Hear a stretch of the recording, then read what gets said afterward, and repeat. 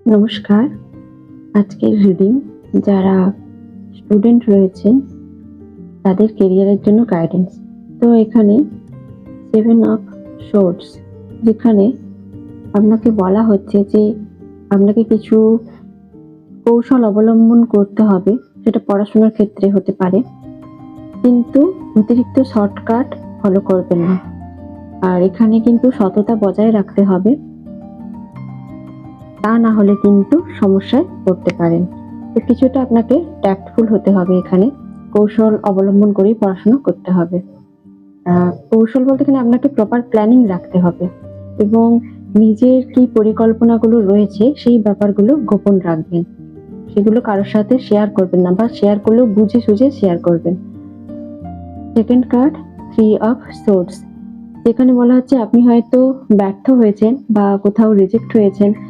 Interview হতে পারে, কোনো এক্সাম হতে পারে। তো সেক্ষেত্রে নিজের ভুলগুলো কি ছিল, ব্যর্থতার কারণগুলো কি, সেগুলোকে অ্যানালাইসিস করুন এবং এখনই সেই সময়, যেটা হচ্ছে এই ব্যর্থতার যে কারণগুলো সেগুলোকে অ্যানালাইসিস করে শুধরে নিন। Third card king of wands, যেখানে আপনার মধ্যে প্রবল সম্ভাবনা রয়েছে যে সাফল্য পাওয়ার।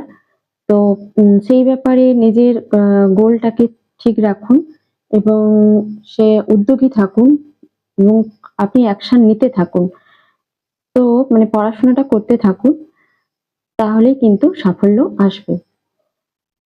এবং কুইন অফ ওয়ান্ডস, এটাও সাফল্যেরই কার্ড, কিন্তু এটা বোঝায় যে আপনার হয়তো লাইফে এমন কেউ রয়েছেন, হতে পারে ফিমেনাইন এনার্জি, যিনি ফিমেলও হতে পারেন বা যে কেউ হতে পারে।